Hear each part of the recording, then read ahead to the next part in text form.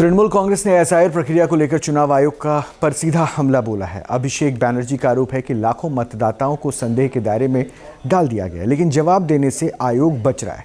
सवाल उठ रहे हैं कि क्या लोकतंत्र की बुनियाद से छेड़छाड़ की जा रही है। पश्चिम बंगाल में चुनाव से पहले सियासत तेज है। वोटर लिस्ट से जुड़े एसआईआर प्रक्रिया को लेकर तृणमूल कांग्रेस ने चुनाव आयोग पर सीधे सवाल खड़े कर दिए हैं। टीएमसी के राष्ट्रीय महासचिव अभिषेक बैनर्जी की अगुवाई में पार्टी के प्रतिनिधि मंडल ने चुनाव आयोग से करीब 2.5 घंटे तक बैठक की। अभिषेक ने आरोप लगाया कि एसआईआर की प्रक्रिया में बड़े पैमाने पर गड़बड़ी हो रही है। आरोप है कि 1,36,00,000 लोगों के नाम संदेह के घेरे में डाले गए हैं, लेकिन उसकी पूरी लिस्ट अब तक नहीं दी गई। उन्होंने सवाल उठाया कि जिन 58 लाख नामों को हटाया जा रहा है, उनमें कितने बांग्लादेशी और कितने रोहिंग्या हैं, इसका जवाब भी चुनाव आयोग नहीं दे पा रहा। अभिषेक बैनर्जी और मुख्य चुनाव आयुक्त के बीच तीखी बहस की बात सामने आई है। अभिषेक की तरफ से दावा किया गया है कि उसने उंगली दिखाकर उनसे बात की। मैं उनको एसआईआर पर सवाल पूछता हूं तो वो चले जाते हैं सिटीजनशिप पे। मैं उनको डिलीशन पे सवाल पूछता हूं तो वो चले जाता है इलेक्शन का फॉर्म 7 फिल करो।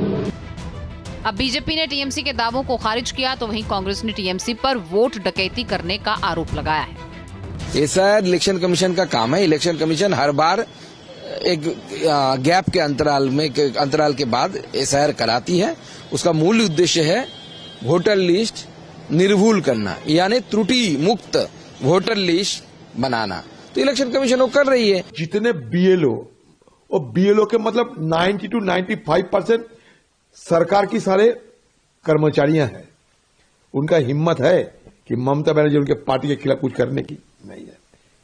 तो इसलिए अगर चोरी होना है तो चोरी करने के लिए सबसे ज्यादा वहां सतर्क है, सबसे ज्यादा वहां मेहनत करते हैं ये सत्तारूढ़ पार्टी। चुनाव आयोग ने टीएमसी प्रतिनिधि मंडल को सख्त नसीहत दी है। आयोग ने कहा है कि चुनाव की ड्यूटी पर तैनात कर्मचारियों को धमकाना बर्दाश्त नहीं किया जाएगा। चुनाव आयोग ने यह भी साफ किया कि किसी भी उपद्रवी के खिलाफ सख्त कार्रवाई होगी। बंगाल में एसआईआर को लेकर टकराव के बीच अब चुनावी माहौल और गर्म होता दिखाई दे रहा है। Team news nation.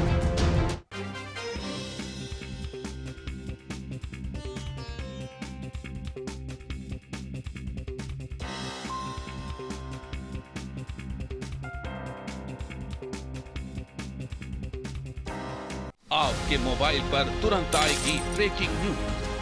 स्क्रीन पर सबसे पहले दिखेगी बड़ी खबर। देश दुनिया की हर खबर एक जगह।